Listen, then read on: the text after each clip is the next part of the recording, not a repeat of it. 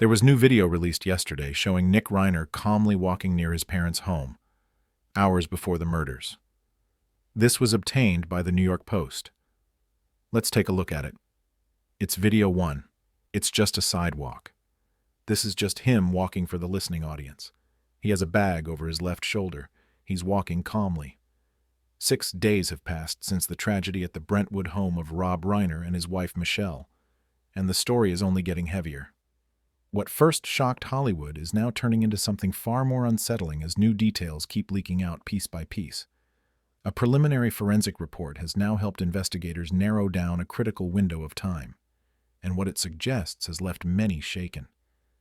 Authorities say the situation escalated fast, and what unfolded inside that home was not random or sudden, but the result of mounting tension that had been building beneath the surface. Sources believe the night may have started earlier at Conan O'Brien's Christmas party, where several guests noticed Nick acting off, tense and unpredictable. Doesn't look irate, doesn't look out of his mind. Looks kind of normal. He's walking past the gas station with a hat. He has not yet murdered anybody. Allegedly. What began as an argument reportedly followed him long after the party ended, setting the stage for what came next. After leaving the event, Nick allegedly returned to the Brentwood area, calm on the outside, controlled in his movements, and deliberate in every step. Investigators say he later checked into a nearby hotel, acting composed and quiet, drawing no attention as he paid and went to his room. What stunned many was what followed next. Records indicate that shortly after, Nick secured the services of Alan Jackson, one of the most high-profile defense attorneys in the country, using family inheritance funds. The speed and confid. Later, forensic estimates suggested Rob and Michelle had likely passed several hours before they were discovered. That timeline only deepened the mystery and forced investigators to ask a difficult question. What truly pushed Nick to that breaking point? Authorities believe Nick may have attempted to clean himself up before leaving the house, or later while staying at the hotel. Despite that, traces of evidence could still remain on clothing or skin, and surveillance cameras tracked his movements through Santa Monica that same morning. Experts believe the object used was likely taken from inside the home. Nothing elaborate, nothing pre-planned, something ordinary and easily accessible. That detail alone added another chilling layer. Because Nick knew the house intimately, investigators say he was able to move through it with precision. Every hallway, every room, every corner was familiar. A place once filled with comfort became something unrecognizable. As investigators continued their work, early assumptions quickly fell apart. Initial reports suggesting a single act were corrected after forensic analysis revealed multiple serious injuries. The reality was far more complex and disturbing. Professor Joseph Scott Morgan, a respected forensic expert, explained that repeated injuries typically signal deliberate intent rather than a sudden emotional reaction. These situations require proximity, control, and sustained effort. Experts clarified that when different types of injuries appear together, it suggests a prolonged event rather than a momentary lapse. This was not something that happened in seconds. It unfolded over time. From a forensic standpoint, specialists emphasized that scenes like this are nothing like what movies portray. They require strength, coordination, and sustained contact, making the situation even more unsettling. Investigators described the eye. As media pressure intensified, reporters questioned Jackson outside the courthouse. His response was brief and guarded. He declined to discuss who was paying the fees. That silence triggered a wave of speculation. Some suggested the case was being taken for visibility. Others whispered about private arrangements behind closed doors. Then came a stunning update. On December 18, 2025, multiple insiders close to the family revealed that the legal fees were reportedly being covered by the Reiner estate, valued at roughly $200 million. Sources claimed the decision involved surviving relatives who believed pursuing a mental health-based defense would be the most humane path forward. They reportedly felt this outcome aligned with what Rob and Michelle might have wanted for their son. Under California law, anyone convicted in such a case cannot benefit from the victim's estate. That legal reality now looms over everything, and as this case continues to unfold, each new detail only raises more questions than answers. Hold on a sec. You can see the cops. You can't really see the defendant at this point. He's behind the car, but you can see the cops are not in like a terror stance that we sometimes see when somebody resists or pulls a gun or a knife on them. They actually look pretty calm. They far outnumbered the one guy, but he was brought into custody. However, the law does not stop other relatives or estate executives from using funds to cover legal defense before a verdict is reached. Legal analyst Sean Weisbart explained that while this is technically allowed during active proceedings, it remains highly controversial and legally risky. Some experts argue the executive could refuse such payments altogether to avoid backlash or future disputes.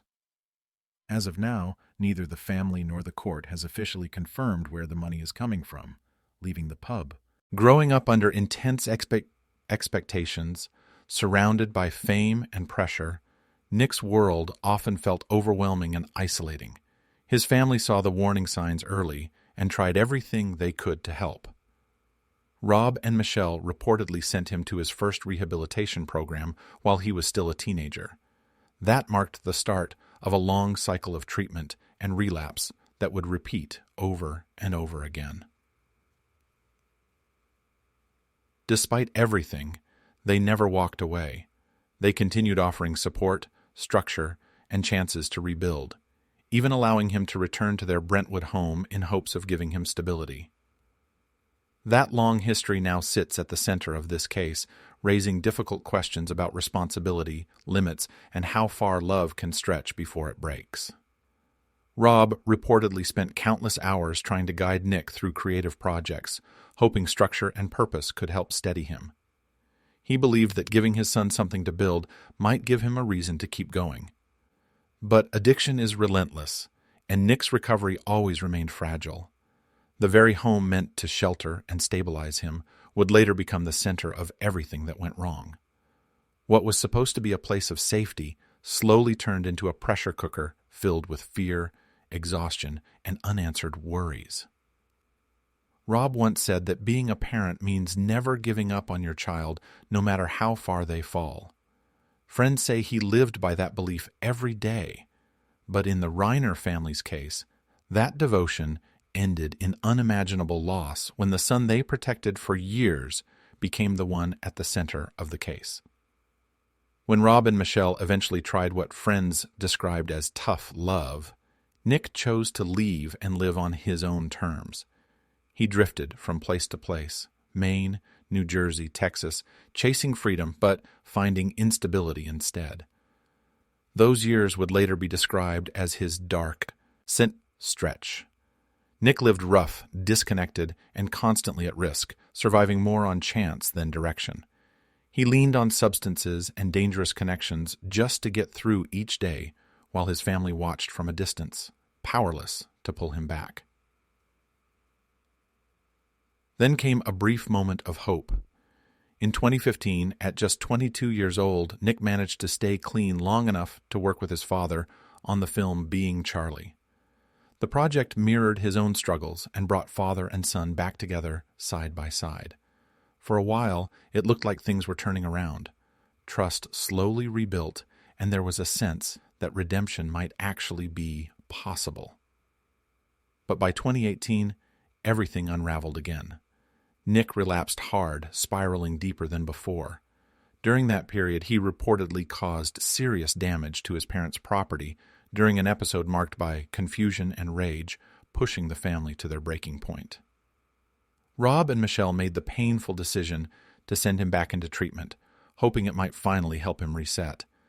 By 2020, they allowed him to return to the Brentwood home once more, determined to keep him close, supervised, and safe. Yet, friends say their hope was fading fast. Nick's behavior reportedly grew more unpredictable, and those closest to the family were deeply worried about his mental state in the months leading up to the incident. Now, that long history sits at the center of the legal battle. Many are asking whether addiction could play a role in Nick's defense strategy. Alan Jackson, his high-profile attorney, is known for building cases that focus heavily on mental condition and intent. Some insiders believe the defense may argue that years of substance use severely impaired Nick's ability to regulate his actions that night. Witnesses at the Santa Monica Hotel described him as heavily impaired afterward, a detail investigators have acknowledged. But legally, that alone does not remove responsibility. In most cases, voluntary substance use does not excuse actions. At best, it may influence how intent is interpreted, a critical factor in the most serious charges. Prosecutors, however, point to earlier conflicts and deliberate behavior as signs of awareness and control. If actions show preparation rather than confusion, that argument becomes much harder to overcome. This trial will test where the line between addiction and accountability truly lies, and whether history, intent, and mental condition can ever be separated cleanly in a case this heavy. Even if substance use is raised as a mitigating factor, it carries very little weight under California law. If convicted of first-degree charges with special circumstances, Nick could face life behind bars without the possibility of release. And even without those enhancements, sentencing could still range from 25 years to life. So far, authorities say there is no evidence pointing to self-defense or accidental harm. Experts describe the incident as driven by intense emotion, anger, or loss of control rather than confusion or mistake. What raises the stakes even higher is who the victims were, well-known figures with decades of history in Hollywood. The potential witness list reportedly includes names like Conan O'Brien, Larry David, and Billy Crystal. Testimony from people like that could turn this case into a media spectacle on a scale few trials ever reach. Legal analysts are already predicting this could become one of the most closely watched court battles in modern America. Insiders believe the trial may not begin until late 2026 or early 2027, and a plea deal is considered unlikely. Prosecutor Nathan Hochman is expected to lean heavily on physical evidence and a clear narrative of escalation, arguing that the events show awareness and intent rather than chi. Every aspect of Nick's past will be examined under a microscope. His long struggles, his mental condition, and every movement that night will be dissected step by step. New forensic findings reportedly place Nick directly at the scene, supported by biological traces and surveillance footage. Those details make arguments like self-defense extremely difficult to sustain. Age also plays a role. Rob and Michelle were elderly, while Nick was just 32. That imbalance alone creates another major hurdle for the defense. In rare cases, attorneys push for lesser charges, arguing the absence of intent. But here, investigators point to the sequence of events, the retrieved object, and the sustained nature of the incident as signs of deliberation. If confirmed, certain injury patterns could further strengthen the prosecution's argument that this was up close, personal, and controlled. Those findings would be hard for any defense to explain away. Alan Jackson now faces immense pressure to construct a narrative that introduces doubt without contradicting the evidence. Scene reconstruction, security recordings, and forensic mapping are expected to play decisive roles once testimony begins. Then there's the jury, 12 people from different walks of life, many far removed from wealth or Hollywood privilege.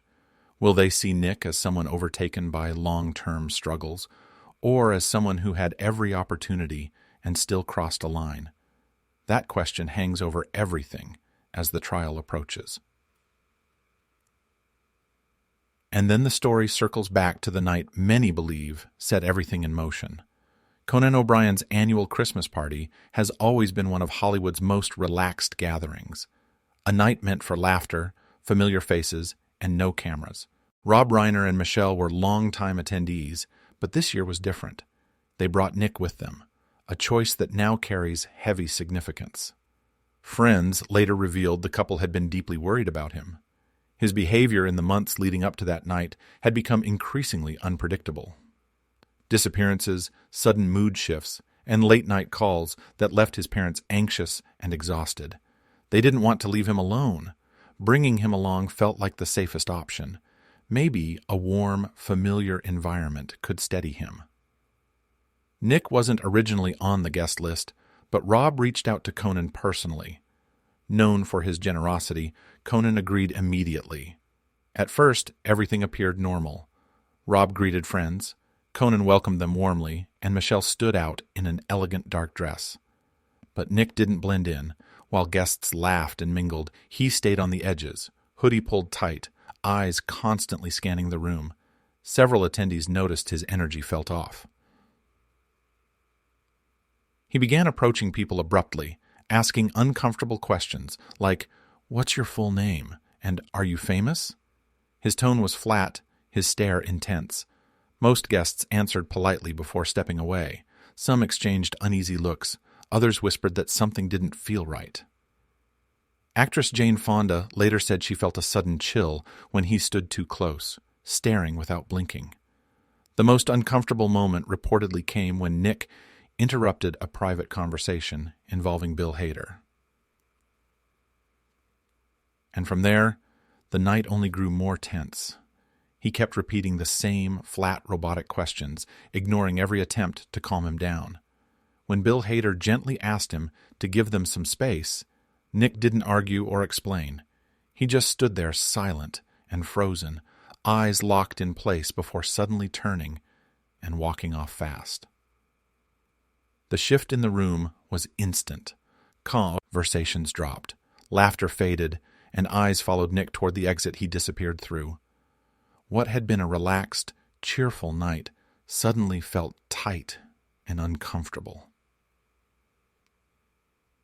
As the evening continued, the house never fully recovered its rhythm. Guests tried to brush it off, but whispers spread quietly from group to group. Something felt off, and everyone knew it. Michelle did her best to smooth things over, smiling and chatting, but her eyes kept drifting toward the hallway. Rob, ever protective, kept a quiet watch, following Nick at a distance, careful not to draw attention. Nick moved through the house like he wasn't fully present. From the living room to the patio, to the bar, mumbling under his breath, holding a drink he barely touched. Witnesses later described him as distant, confused, almost haunted. At one point, Rob approached him near the kitchen and gently placed a hand on his shoulder. "Hey, buddy, you okay?" Someone nearby overheard. Nick didn't respond. He just stared forward, tense, then slowly walked away again. By around 10 p.m., the party was in full swing, but the Reiners were done. Michelle quietly told a close friend she wanted to leave because Nick wasn't doing well. Several guests, including Larry David, noticed Rob and Michelle standing off to the side, whispering, clearly trying to decide what to do next. Then things escalated. Not loud enough to stop the music, but sharp enough to turn heads. One insider later claimed Nick accused his parents of talking about him behind his back, his voice edged with anger. Rob tried to calm him. "Let's just go home," he said quietly, but Nick pushed past him, knocking over a small table of drinks. That's when security stepped in, along with Conan O'Brien, trying to cool things down. "It's okay, let's get some air," Conan reportedly said. The group moved toward the exit, Michelle clutching Rob's arm, her face pale with worry and embarrassment. Outside, the cold December air hit hard. Rob guided Nick toward the car, speaking calmly, trying to reason with him. Michelle stayed back a few steps, visibly shaken. Witnesses said Nick's hands were trembling as he paced near the driveway, arguing in bursts. He shouted something incoherent before finally getting into the car and slamming the door. The Reiners left quietly, their night cut short. To most guests, it was just an awkward moment, something people hoped would pass. But for Rob and Michelle, that drive home marked the start of their final hours. Later, neighbors in Brentwood reported hearing muffled voices and faint arguing around midnight. Nothing that seemed alarming at the time, just a family disagreement late at night. By morning, that same house would become the focus of an investigation that stunned Hollywood. Investigators believe the drive home was tense. Nick, still agitated, reportedly accused his parents of embarrassing him. Rob tried to de-escalate, urging him to calm down and rest. But once inside the house, the confrontation didn't fade. It intensified. Forensic specialists believe that sometime between midnight and the early morning hours, Nick entered the master bedroom where his parents were resting. What drove him in that moment? Anger, confusion, emotional collapse remains unclear. Investigators describe what followed as an extreme act, one too disturbing to fully outline in public records. What makes the case even harder to process is how ordinary the night had started. Friends say Rob and Michelle were cautiously hopeful about Nick's progress. They believed recent therapy and medication were helping, and Rob had even been talking about a new creative project they could work on together. Something constructive, something grounding, something that might finally give Nick direction again. No one imagined how quickly everything would unravel. By the next afternoon, the discovery stunned Hollywood. News spread fast, first as whispers, then as confirmation. Tributes flooded social media as fans and colleagues struggled to understand how a family so deeply loved could be torn apart in a single night. In the days that followed, attention shifted toward Nick, his mental state, his long history of instability, and the warning signs people now wondered if they had ignored. Old interviews resurfaced, including one where Nick once said, "I feel like I was born into a spotlight I never asked for." That quote now echoed with painful weight. Investigators continued building the case piece by piece. Surveillance footage, forensic material, and witness statements from the party were all reviewed. The timeline sharpened with unsettling clarity. Nick's erratic behavior earlier that evening, the argument, the abrupt departure, his movements afterward, everything began to align. Yet, even as the evidence stacked up, deeper questions lingered. Questions about responsibility, about limits, about how far love can stretch before it fails. Psychologists consulted by multiple outlets described the situation as a perfect storm. Long-term instability, emotional volatility, and unresolved trauma colliding all at once. The entertainment industry was forced into uncomfortable reflection. Several insiders admitted they had noticed Nick's behavior over the years at events, on sets, in social circles, but dismissed it as just another Hollywood quirk. Now, it was impossible to look away. As the trial approached, statements poured in. Producers who had worked closely with Rob expressed disbelief and grief. Actors described the loss as unreal. Friends of Michelle, remembered for her warmth and steadiness, were shattered. "She always believed he would get better," one longtime friend said quietly. "That's what makes this unbearable." Even Conan O'Brien, who rarely comments on private matters, released a brief statement expressing sorrow and disbelief, saying his heart was with the Reiner family and everyone affected. Now, nearly a year later, the case still dominates headlines. Every court filing, every new development reignites debate around mental health, privilege, and accountability. It feels cinematic, but it's painfully real for those involved. For friends and fans, the memory of that glittering December night has been permanently altered. What was meant to be a joyful celebration became the beginning of one of Hollywood's most haunting chapters, a reminder that fame and success don't protect anyone from inner chaos. And long before the night ended, Rob could sense things slipping. He pulled Nick aside near a quiet hallway, his voice firm but emotional. The argument escalated fast, sharp enough that nearby guests paused, their conversations faltering. Rob was trying to pull his son back, urging him to regain control to steady himself. "You need to get it together," he said firmly, words that now echo with heartbreaking weight. Michelle stayed close, caught between her husband and her son, switching between quiet pleas and worried looks. She urged Rob to stay calm and begged Nick to slow down, to breathe, to listen, but Nick wasn't hearing any of it. His replies turned sharp, his tone hardened, and something dark flashed behind his eyes. Within minutes, the argument became impossible to ignore.